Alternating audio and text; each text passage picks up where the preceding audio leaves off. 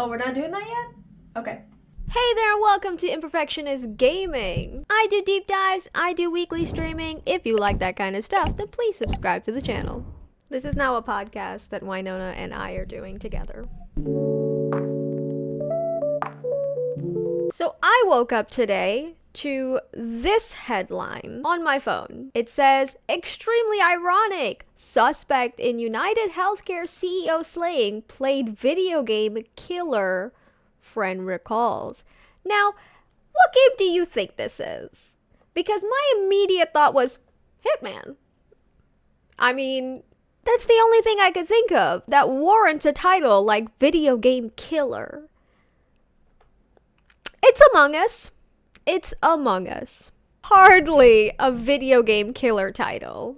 In the game called Among Us, some players are secretly assigned to be killers in space who perform other tasks while avoiding suspicion from other players.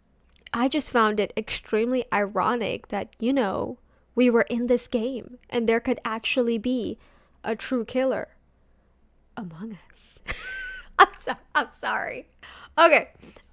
I know someone literally died in this, but that's ridiculous. You could say this about any video game. You could absolutely say this about me. I mean, I do play Hitman. If they'd said this about COD, maybe. But Among Us? I know 4-year-olds that have played Among Us. Every 4-year-old I know is a killer in disguise. But I'm getting a little bit ahead of myself. Let's backtrack to a couple of days ago when UnitedHealthcare CEO Brian Thompson was gunned down in the streets of New York City in broad daylight. This, of course, made headlines, a rich and powerful CEO being Agent 47 style gunned down in front of a Hilton hotel. But what really made headlines were people's response. Thoughts and prayers, but actually I submitted them and they were denied and they were actually out of network. So good luck with it. Commented yesterday on another video saying that this guy basically during his tenure as CEO has essentially killed more people than any American serial killer ever has. And they're right. There is a distinction unfortunately made when you're doing it in an industrial, hyper-capitalist, even militarized setting where it is okay to kill as many people as possible, especially if money is your bottom line. Even the media framing up his death as an assassination and framing up his killer as a hitman when again, there's no real distinction between the two of them. By definition, a hitman's being paid to kill someone, and Mr. Brian Thompson was being paid and incentivized into the millions of dollars to kill lots of people. I saw an anchor talking about the CEO of UnitedHealthcare being murdered and was like, no one knows the motivations. I can guess. I don't think you need Sherlock for this one. I think it's pretty.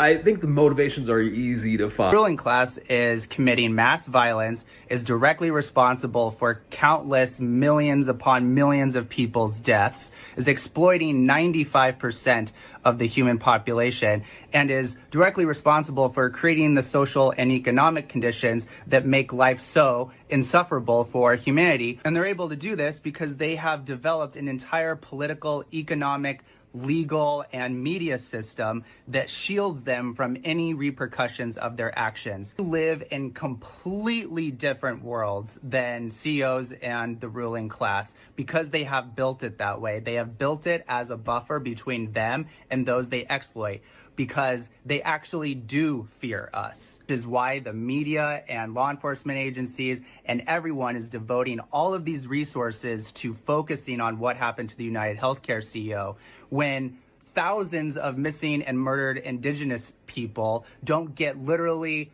like 0.1% of the resources devoted to them versus what's happening to the CEO.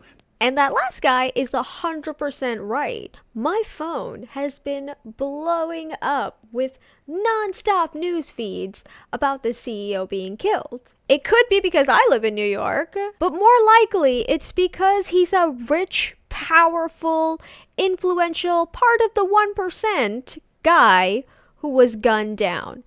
If you are wealthy, then your life is worth more than everybody else's. If this was a little black girl gunned down in the streets of Alabama, the cops wouldn't give a shit. In the following days after the killing occurred, a few things came to light.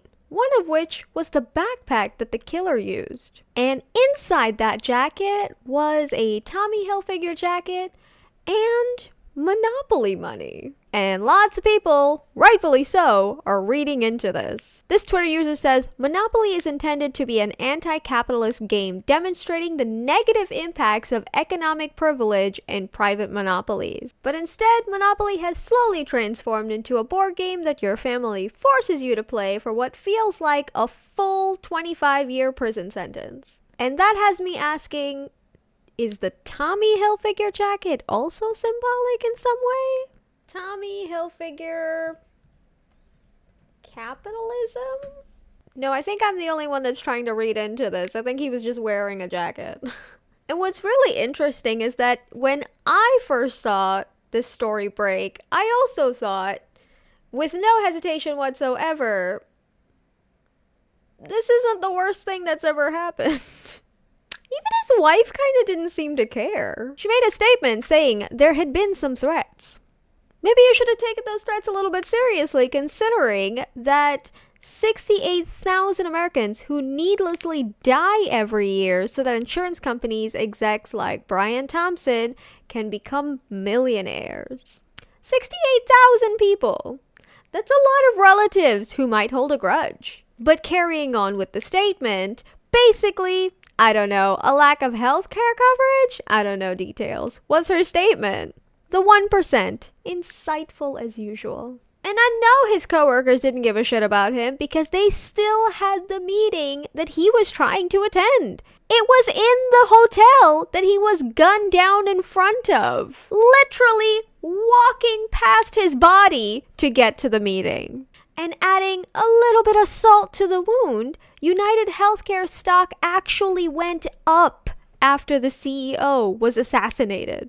When the markets opened at 9:30 a.m. following the incident on Wednesday, United stock rose 2.9% to $622.83 per share from $606.23. But as shareholders were skipping home as happy as can be, his fellow 1%ers were panicking. Health insurers remove executive bios, images from websites after UnitedHealthcare CEO killing.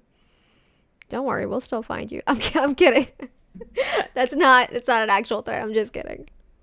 Gosh, if they looked at my footage of me playing Hitman, they would absolutely think that I'm a danger to society.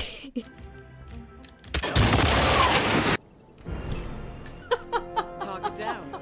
Next up, Francesca DeSantis. That's so good. Is Francesca DeSantis. Oh, okay. It's the right person. Alright, I'm killing the right person. Awesome. Hi. Hi. Yeah, there's nobody in here except for me and you.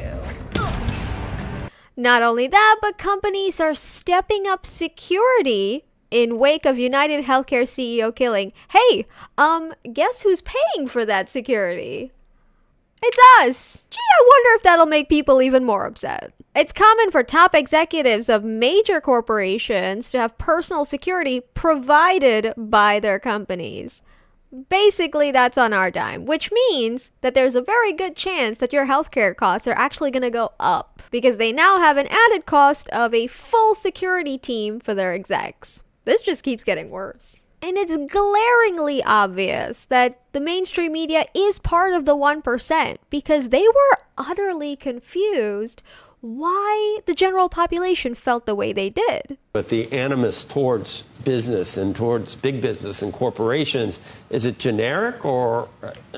I'm afraid it is. Nobody wants to feel this vulnerable. And actually the reaction from the internet, from the hate and the hate speech that came out, which always is a precedent to violence, it was almost worse than the killing. It could be generic. Anyone who gets paid $20 million a year, you could be mad at, I guess. And as I said before, 68,000 Americans die every single year so that executives like Brian Thompson can become millionaires, which basically makes him a blue-collared, legal serial murderer. I mean, who else can kill 68,000 people and it's completely legal? And you could maybe argue that he's not directly responsible for those people being denied and dying as a result, but you kind of can't even say that because UnitedHealthcare purposely uses faulty AI to deny elderly patients medical assistance that is necessary to their health. The lawsuit, filed last Tuesday in federal court in Minnesota, claims UnitedHealthcare illegally denied elderly patient care owed to them under Medicare Advantage plans by deploying an AI model known by the company to have a 90% error rate. Listen, I work in IT. That's ridiculous. That's literally couldn't even fathom it. Overriding determinations made by the patient's physicians that the expenses were medically necessary. Yeah, now go ahead and try to make the case that they're not murderers. In fact, UnitedHealthcare has the highest deny rate by insurance companies, coming out on top with the number one gold star at 32% deny, which means 1 in every 3 cases that come across their desk is denied. And with an industry average of 16%, that is doubling what the average is. This is also doubling the chance that I will never use UnitedHealthcare as my insurer. In fact, it wasn't just the general public like myself who got into criticizing UnitedHealthcare.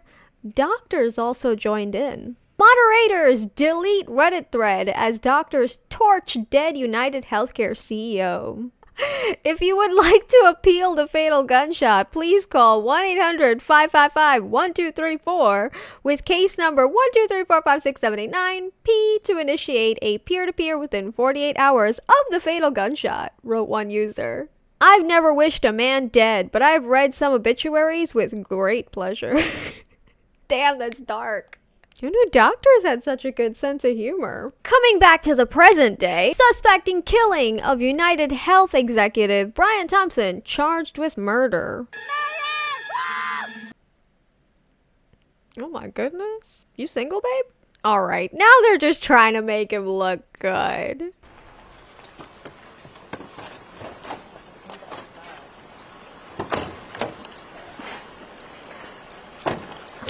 It's like he lost him.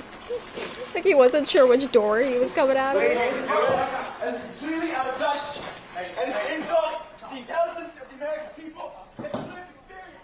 Okay, so apparently what he was saying is, it is completely out of touch and an insult to the intelligence of the American people and its lived experience.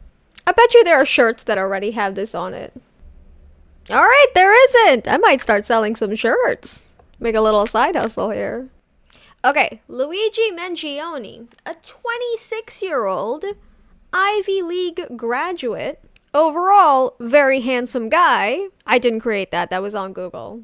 And honestly, now that somebody has been charged with a murder, I would take everything that they say with a grain of salt. Because this is mainstream media, and I think it's safe to say, factually, they lie all the time. But the news that they've put out is that police said they found a gun in his backpack.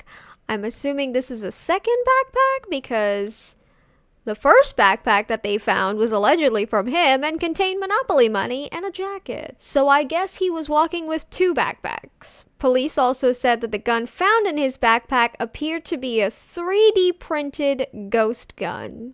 Now this is a little bit interesting, because I know there is no legislation yet about ghost guns. So my suspicions are that they are absolutely going to use this case to try to make extremely tight restrictions on these 3D printed guns. Somewhat rightly so. They are dangerous. Luigi also wrote on each of the bullets the words delay, deny, and possibly depose appeared on shell casings and bullets recovered from the scene of the shooting in New York City. A source briefed on the investigation said each word was meticulously written, not etched, into the casings in Sharpie. I don't know, guys. It's looking like society was mad, the bat signal went up, and a very handsome Joker arrived.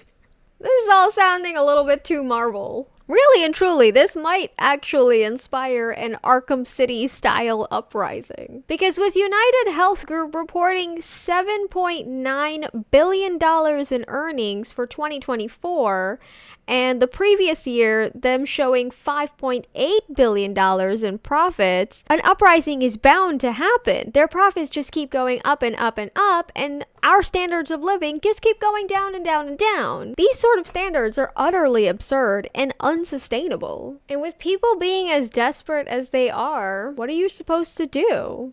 Well, Brian himself has some advice. You miss 100% of the shots you don't take. Boy, that aged well. If that's not irony, then I don't know what is. My child, prodigal child returns. Hey there, like the video and subscribe if you haven't already for more content like this. I can't believe he said that. I feel like that's proof that even God hates healthcare CEOs.